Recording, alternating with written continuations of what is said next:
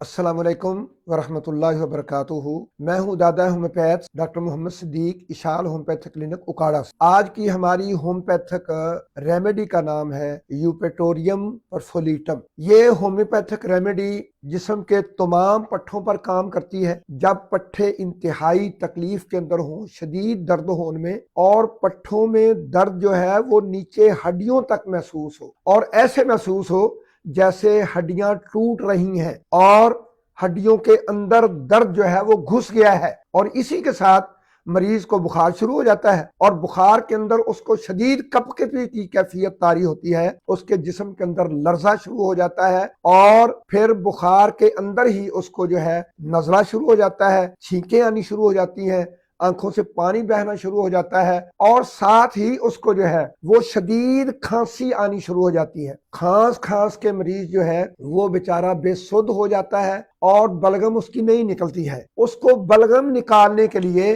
کیونکہ شدید کھانسی کے ساتھ اس کو سانس کی تکلیف بھی ہو جاتی ہے، سانس اس کا بند ہو رہا ہوتا ہے، وہ سانس کو، کھانسی کو، بلغم کو نکالنے کے لیے، سانس کو جاری کرنے کے لیے وہ ڈنگروں کی طرح اپنے ہاتھ جو ہے وہ بستر پر رکھ لیتا ہے، گھٹنے اونچے کر لیتا ہے، اور پھر اس بلغم کو نکالنے کی کوشش کرتا ہے۔ جب ایسی ہی تکلیف لے کر مریض ایک ہومیوپیتھک فزیشین کے پاس آتا ہے تو اس کو ضرور فیصلہ کرنا چاہیے کہ اس کا علاج اللہ کی توفیق کے ساتھ یوپیٹوریم پرفولیٹم میں ہے۔ دوسرے نمبر پر یوپیٹوریم پرفولیٹم جو ہے وہ جوڑوں پر بھی کام کرتی ہے۔ پٹھوں میں، جوڑوں میں جب موچ کا سا درد ہو، انتہائی مروڑنے والا، چوٹ لگنے کا سا درد ہو، اور گینٹھیا پر بھی یہ کارآمد ہے۔ جب جوڑوں کی تکالیف کی علامات، دردیں جو ہے وہ گینٹھیا کے ساتھ میچ کریں تو پھر بھی یہی دعا ہم دیں گے تو مریض اللہ کے فضل سے ٹھیک ہوگا۔ اور پھر اس کے ساتھ ساتھ جو ہے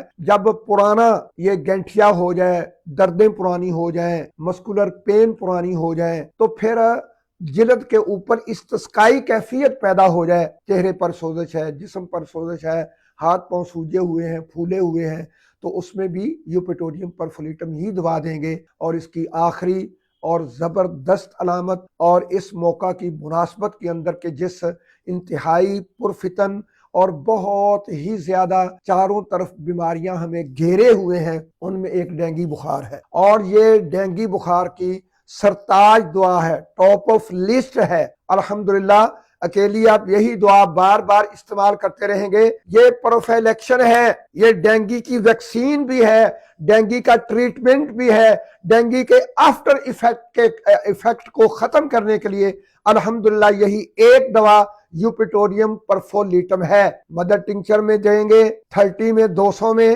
اور جو بڑے پریشان کن کیسز ہیں جن کے اندر مریض جو ہے انتہائی تکلیف برداشت کر رہا ہوتا ہے، اس میں 1 MCM سے گھبرائیں گے نہیں۔ ہومیوپیتھک ڈاکٹر جو 1 MCM سے گھبراتا ہے وہ بیچارہ بزدل ہے، وہ ہومیوپیتھک مشن کے قابل نہیں ہے۔ معالج کو تو مریض کو حوصلہ دینا چاہیے، تو جب معالج خود ہی ڈر جائے، اس نے مریض کا خاک علاج کرنا ہے۔ تو الحمدللہ ڈینگی بخار کی بھی یہی دعا ہے۔ اللہ رب العزت تمام ڈینگی کے مریضوں کو شفائے کاملہ عاجلہ دائمہ نصیب فرمائے۔ السلام علیکم ورحمۃ اللہ وبرکاتہ۔